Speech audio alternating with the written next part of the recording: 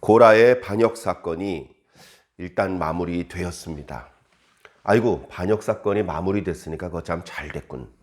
이렇게만 말할 수 없는 것은 고라 자신이 모세와 아론의 가까운 친족이고 또 르우벤의 두령들 250명의 유명한 군 지휘관들, 반역만 하지 않았더라면 이스라엘의 중요한 인재고, 전쟁이 벌어졌을 때 서로의 목숨을 지켜줄 수도 있는 전우고, 정말 서로가 서로를 필요로 하는 너무나 소중한 공동체 구성원들인데, 그러나 그들이 반역을 저지르고 하나님의 뜻을 오해하는 것을 넘어서 범죄하는 데까지 나아갔기 때문에 그들은 끔찍한 하나님의 진노를 당할 수밖에 없었습니다. 어제 말씀드린 대로 르우벤의 두령들의 집은 고라의 집과 마찬가지로 그동안 한 번도 하나님께서 행하신 적이 없었던 재앙,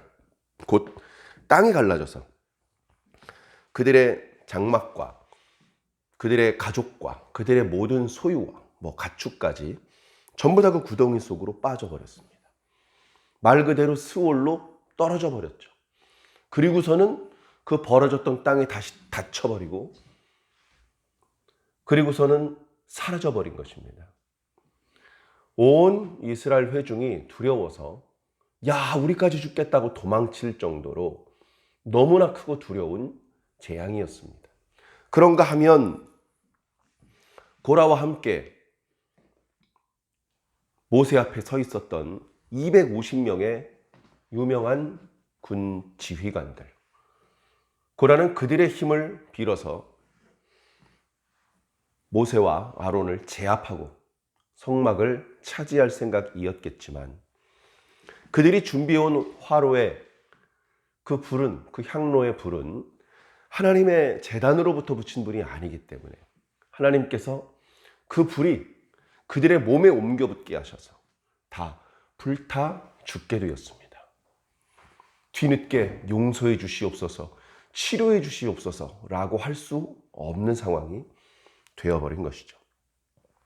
오늘 말씀은 그 뒤에 일어난 일들입니다. 앞부분은 하나님께서 모세에게 이 일의 마무리를 위한 지시를 해주시는 말씀입니다. 모세야, 아론의 아들 엘르아사를 통하여서 내가 지금부터 시키는 일을 시행하도록 해라. 엘르아사는 가서 그 250명이 준비해 왔던 그 향로, 그것들을 거두어다가, 향로들은 대부분 동으로 만들었습니다. 구리로. 그 안에 있는 불 또는 재, 이런 것들 전부 다 진영 밖에 쏟아버리고 깨끗하게, 그러면 이제 동으로 만든 향로만 남지 않습니까? 자, 그것은 이제 하나님께 바쳐진 것이기 때문에 거룩한 것이고, 그걸 두드려서 금속으로 어떤 모양을 만드는 방법이 여러 가지가 있는데, 녹인 다음에 형틀에 부어서, 그래서 어떤 형태를 만들어 놓고 다듬어서 완성시키는 그런 방법이 있고, 그런가 하면 두드려서 그 형상을 변형을 시켜서 조금씩 모양을 만들어서 그렇게 해서 만드는 방법이 있습니다. 두드려서 만드는 방법, 녹여서 만드는 방법, 어떤 게 더 어려운 것인가? 그것은 이제 어떤 기술이라든가 여건에 따라 다르겠습니다만, 어쨌든 두드리라고 하셨기 때문에 두드렸는데, 거의 대장장이가 하는 어떤 그 엄청난 공력이 들어가는, 엄청난 노력이 들어가는 그런 작업입니다. 그래서 처음에 그 향로를 가져와서 망치로 두드리면 그게 우그러지겠죠? 계속 두드리면 그게 펴질 겁니다. 이 향로 저 향로 뭉개놓고 막 때리면 그것이 하나의 덩어리가 되겠죠. 하나님께서는 그것을 더 두드려 펴가지고 그걸 판으로 만들려고 하셨습니다. 철판이라고 표현하셨는데 철판이 아니라 사실은 동판이겠죠. 왜냐하면 당시에는 아직 철을 가공할 수 있는 기술이 없던 시대였기 때문에 철기 문화는 나중에 블레셋을 통해서 경험을 하게 됩니다. 자, 그렇게 해서 동판을 만들어서 이것을 성막 마당에 제단에다 붙이라는 겁니다. 제단을 감싸라는 것이죠. 원래부터 이 제단은 조각목으로 만든 다음에 그 위에 이렇게 노이 결국 동이죠. 그것으로 감싸는 방법으로 만들게 하셨습니다. 왜냐하면 하루 종일 거기서 불을 떼는데, 불을 떼기 때문에 나무로 만든 번제단이 견딜 수가 없겠죠. 그나마 견딜 수 있는 것은 공기가 닿지 않을 정도로 완벽하게 금속으로 코팅을 했을 경우에 그래도 꽤 오랫동안 버틸 수 있을 것입니다. 그런데도 버틸 수 없으면 부분적으로 보수를 하거나 또는 전체적으로 주기적으로 다시 제작을 할 수밖에 없었을 것입니다. 그럴 때는 하나님께 기도하고 제사장의 지시를 받아서 그렇게 다시 만들었을 것입니다. 번제단의 경우에는. 그래서 그 겉을 동판으로 싸도록 해라. 처음에 만들어진 거하고는 또 조금 다르겠죠. 동판으로 감싸져 있으니까. 그러면 어떤 어리석은 사람이 자신이 레위 사람도 아니고 아론의 자손 제사장도 아니면서 감히 이 제단에서 제사를 드리고 분향을 하려고 시도를 하려다가 그 동판을 딱 보는 순간, 아하, 이거 아론의 제사장이 아닌 사람들이 제사장이 되려고 하다가 하나님께 저주를 입어서 불타 죽었던 사건, 그 사건 때 그 향로로 만들어 놓은 동판이구나. 아이쿠, 우리가 어리석게 아론의 자손이 아니면서 여기서 제사장 노릇을 하려고 하면 안 되겠구나. 그렇게 경고할 수 있는 기능을 하도록 하여라. 그렇게 이제 하나님께서 말씀하셨습니다. 우리는 성경을 통해서 하나님께서 제사장의 어떤 권위를 아론 자손에게 주시겠다, 엘르아살의 자손에게 주시겠다, 비느하스의 자손에게 주시겠다, 이렇게 이제 선언을 하신 말씀들을 기억하고 있기 때문에 이 사람들 왜 어차피 안 될 텐데 자꾸 아론의 자손도 아니면서 제사장을 하려고 하고 레위 사람도 아니면서 자꾸 성막에 가까이 오려고 할까 의아해할 수 있지만, 당시 사람들은 이렇게 문서로 전달될 수도 없고요, 요즘처럼 뭐 핸드폰으로 볼 수 있는 그런 시대가 아니었기 때문에 오해를 하거나 또는 어리석은 욕심에 우당탕탕 어떻게 좀 자기 마음대로 해볼 수 있지 않을까 하는 그런 어리석은 생각 또는 악한 생각을 가질 수 있었던 것 같습니다. 그렇기 때문에 하나님께서는 특히 구약성경에 보면 여러 가지 기념물을 만들게 하십니다. 여러 가지 절기를 만드시고 돌무대기를 만들게 하시고 어떤 그런 설치물을 만들어서 이게 뭐예요? 라고 물어보게 만들고, 이거 옛날에 여기서 이런 사건이 있었어. 그렇게 과거에 있었던 사건을 떠올리게 하는 방법으로 하나님의 뜻이 계속해서 시대를 거듭해서 전수가 되게, 사람들이 하나님의 뜻을 거슬러서 선을 넘어가지 않도록 하는 안전장치로 만드셨던 것입니다. 자, 여기 동판도 그런 기능이죠. 말씀을 보니 하나님께서 모세에게 명하신 대로 되었더라, 그렇게 기록된 것을 보니 힘은 들었지만 엘르아살이 또 몇몇 도와주는 사람들과 함께 동판을 만들어서 그 작업을 했던 것 같습니다. 근데 그것과는 별개로 41절 이하의 말씀을 보니 또 참 안타까운 일이 벌어지고 있습니다.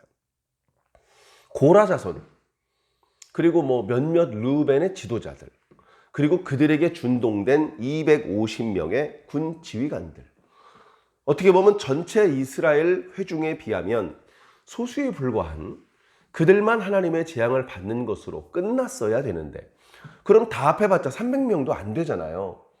260명쯤 됐을까요? 그들의 가족까지 쳐봤자 300명이 안 됐을 텐데, 그런데 또 다른 불미스러운 일이 벌어집니다. 하나님께서 모세와 아론에게 야 비켜, 내가 저놈들 일순간에 다 죽여버리겠다 라고 할 때 모세가 하나님 고정하시옵소서, 한 사람이 범죄하였는데 어찌 온 회중을 다 죽이려고 하십니까? 그렇게 기도를 했었는데 보니까 반란을 주도했던, 반역을 주도했던 고라나 르우벤의 어떤 두령들이 없는데도 불구하고 온 회중들이 또 다른 반역을 시작을 하고 있습니다. 온 회중들이. 자, 그들이 또 다른 반역을 일으킨 이유는 두려움, 분노 때문이고 또는 오해 때문입니다. 자, 그들이 뭐라고 말합니까? 모세와 아론을 원망하여 이르되 너희가 여호와의 백성을 죽였도다. 니들이 뭔데 하나님의 백성을 죽이냐? 하나님의 백성은 아무도 죽이면 안 돼. 하나님한테 혼나. 당연히 그렇죠. 자, 그러나 반역을 일으킨 사람을 죽인 것은 모세와 아론도 아니고 그 모세와 아론이 죽게 된 것은 하나님의 뜻대로, 아니 모세와 아론에게 반역했던 사람들이 죽게 된 것은 하나님의 뜻대로 죽은 것입니다.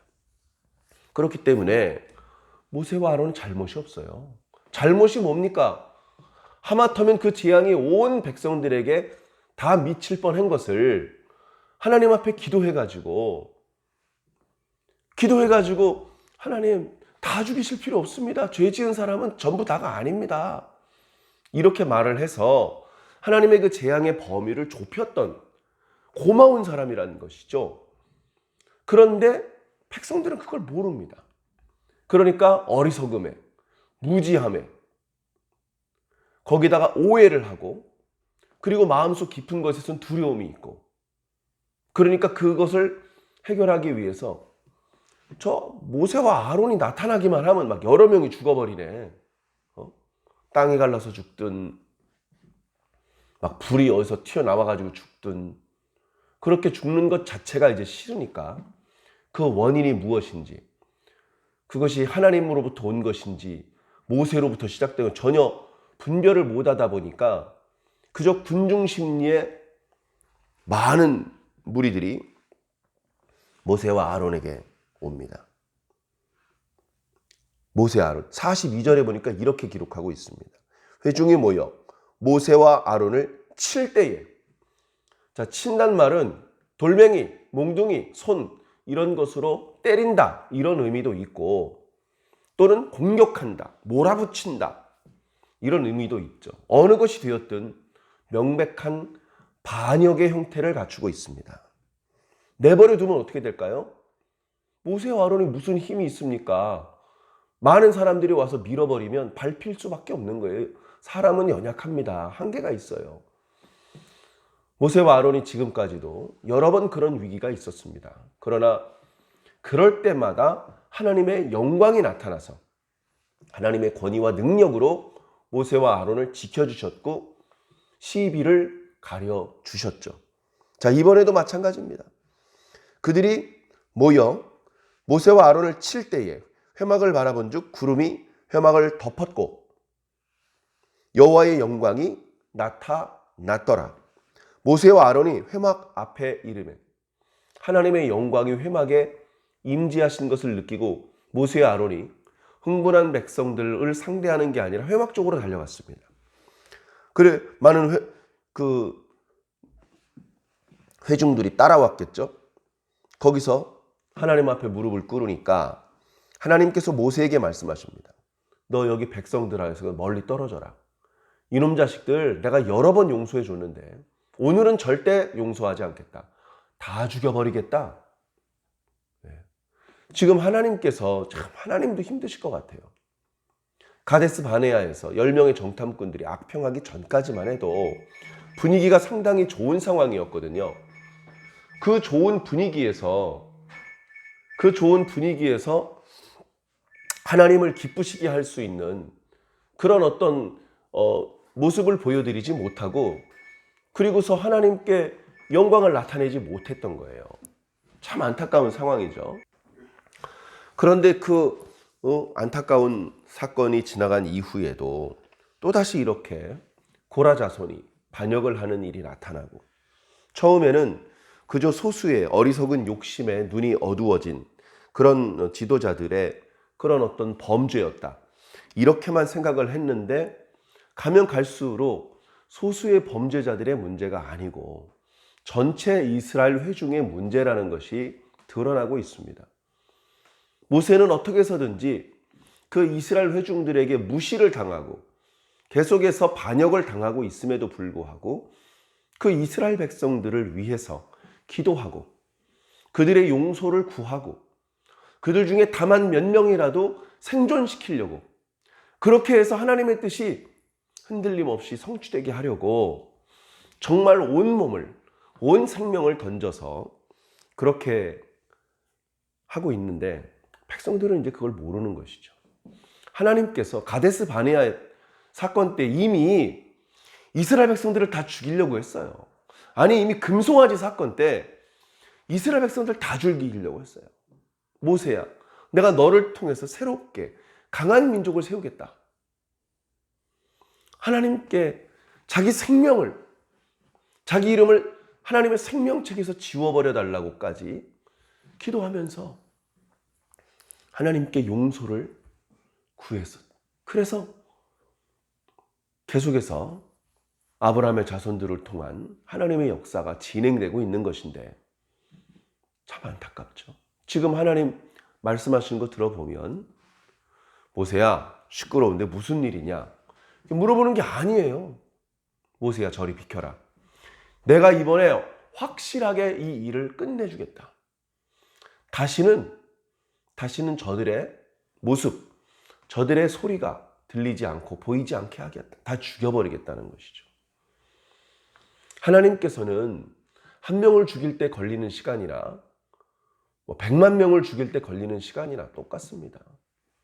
능력이 탁월하시고 사용하실 수 있는 방법이 많으시기 때문에 우리는 그 하나님의 힘을 거스를 수가 없어요.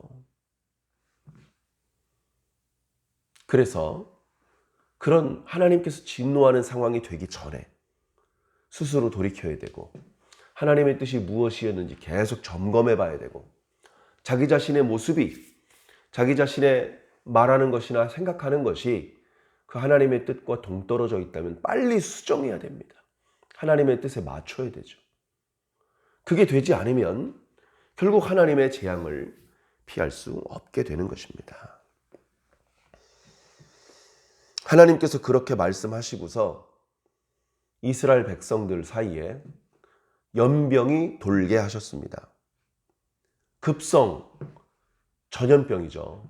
연병을 콜레라라고도 말하는 사람이 있고 장티푸스라고 말하는 사람도 있고 말라리아라고 그게 뭐가 중요하겠습니까?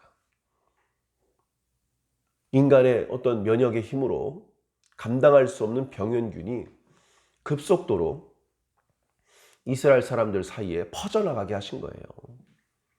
순식간에 무수히 많은 사람이 고열 가운데, 끔찍한 고통 가운데 앓다가 치료되지 못하고 죽는 무서운 병입니다. 하나님께서 그렇게 말씀하시면서 이미 회중 가운데 그 끔찍한 재앙이 시작된 것을 모세가 느끼고 옆에 함께 엎드려 있는 아론에게 명령을 내립니다. 빨리 향로에다가 제단에 불을 담아서 하나님께서 허락하신 불이죠. 그리고 그 위에 향을 살라라. 그 향로를 만드는 것입니다. 그리고 그 향로를 들고 회중에게 들어가라. 지금 거창하게 소 끌고 와가지고 소죄제 드시고 그럴 시간이 없으니까 이 향로의 연기를 피워서 이 백성들의 죄를 속성으로 속죄해야 된다. 하나님께서 보내신 이 죽음의 재앙이 온 회중을 다 죽이기 전에 빨리 가라. 그래 아론이 모세가 시키는 대로 기민하게 움직였습니다. 향로에다가 제단에 숯불을 담고 그 위에 향을 얹어서 향을 피워가지고 그걸 들고 이제 회중에게 뛰어나간 겁니다. 하나님께서 보낸 죽음의 천사가 아론이 들고 향로에 향을 피워가지고 그 향로를 들고 나아갈 때 다 물러났습니다. 다 물러났어요. 그래서 전염병이 퍼져오는데 전염병이 그 향로가 피워진 자리를 통과해서 또 다른 이스라엘 백성들에게 전염되지 못하게 됩니다. 그것을 오늘 말씀에 아론이 산자와 죽은 자 사이에 서 있었다라고 말씀하고 있습니다. 그렇게 되자 더 이상 이 전염병의 재앙으로 사람들이 죽지는 않게 되었죠. 그러나 이미 그 전염병 때문에 죽은 사람이 14,700명이나 되었다라고 기록하고 있습니다. 고라의 반역 때문에 불에 타서 또는 땅이 갈라져서 죽은 사람이 불과 300여 명도 안 됐는데, 그 이후에 백성들의 오해, 분노, 어리석음, 무지, 그런 것들 때문에 모세를 또다시 반역을 하고, 그리고 그 사건 때문에 재앙을 당하고, 그 재앙에 죽은 사람은 반역 때문에 죽은 사람의 훨씬 더 많은 숫자가 죽은 것입니다. 너무나 안타까운 것이죠. 사랑하는 성도 여러분, 재앙이 쏟아진 이후에 후회하는 것은 의미가 없습니다. 흔히 하는 말로 회개할 때가 있다고 합니다. 회개할 수 있는 기회라고도 합니다. 그때 회개해야 됩니다. 제일 좋은 것은 죄를 짓지 않는 것이고, 그 다음은 죄를 짓자마자 즉시 회개하는 것입니다. 다윗이 나단 선지자를 통해서 자신이 간음을 하고 살인 교사를 했던 사실을 뒤늦게 깨닫고 죄 안 지은 척 선지자를 죽여라 이렇게 명령을 내리지 않고 무릎을 꿇었습니다. 깨달은 순간이 이미 많이 늦은 시간이긴 하지만 무릎을 꿇는 것이죠. 회개를 하는 것입니다. 말년에도 군대 장관 요압이 만류했는데도 불구하고 인구조사를 강행했었죠. 그런데 인구조사를 강행한 직후에 후회를 했습니다. 그리고서는 회개를 했죠. 그렇게 재빨리 자신의 잘못을 인지하고 하나님께 회개하면, 회개에 합당한 열매를 맺으면 하나님께서는요, 용서하시는 분입니다. 그래서 우리가 회개에 빨라야 되는 것이죠. 늘 기도하는 사람, 늘 예배를 드리는 사람이 자기 자신과 실수한 것을 빨리 발견할 수 있습니다. 그리고 빨리 회개할 수도 있는 것입니다. 그러나 기도가 뜸하고 예배가 뜸한 사람은 자신이 잘못하는 것인지도 못 느끼고 너무나 늦게 알아챌 수밖에 없죠. 그러다가 회개할 수 있는 기회를 잃어버리면 그때는 재앙을 당하는 수밖에 없는 것입니다. 하나님께서 하나님의 백성들에게 재앙 내리는 걸 좋아하시겠습니까? 오늘 우리들에게 예수 그리스도 구주로 영접한 우리 그리스도인들에게 하나님께서 재앙 내리시는 걸 좋아하시겠습니까? 그럴 리가 없죠. 여러분 자녀 막 소리 지르고 때리고 욕하고 그런 거 좋아하십니까? 저는 끔찍하게 싫어합니다. 내 자녀들에게 그런 행동을 하는 거 싫어합니다. 그런데 하죠. 그런데 할 때가 있습니다. 분풀이로 내 감정을 내가 조절하지 못하니까 아이들한테 분풀이하기 위해서 소리를 지른다. 그건 잘못이죠. 그러나 때로는 자식이 잘 되게 하기 위해서 야단치고 회초리를 들 때가 있는 것입니다. 그것은 부모가 감정 조절에 실패해서 저지른 실수가 아니라 자녀가 잘 되게 만들기 위한 훈육인 것이죠. 하나님께서 우리를 그렇게 훈육하실 때가 있습니다. 훈육이심에도 불구하고 하나님께서 신나서 하시는 것은 아니죠. 그 하나님의 마음을 우리가 헤아려야 됩니다. 이제 가족의 달 아닙니까?